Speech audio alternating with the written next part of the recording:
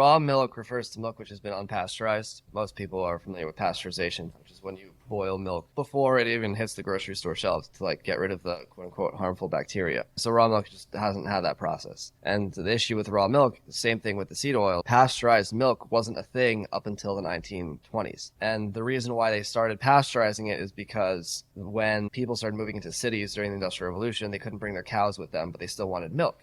Well, guess what? Refrigeration didn't exist at the time. So they had to bring the cows with them. And if you know anything about cows, they don't really live in cities. So in New York, for example, they put the cows in giant warehouses in Brooklyn and fed them garbage, like literal garbage. And the milk that the cows produced was very toxic for obvious reasons. And it killed a bunch of people. And so instead of figuring out, they just pasteurized the milk. So pasteurization allows crappy milk to be safe.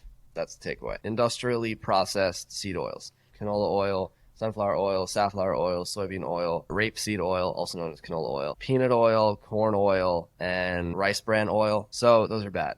And the reason they're bad is because the oils contain a high amount of polyunsaturated fatty acids. They're very prone to oxidation, which is a chemical reaction where they split apart into all these sorts of inflammatory molecules that tear apart basically any biological tissue they interact with. And because of the way that they oxidize, they cause inflammation and oxidative stress. They tear your body apart wherever they go.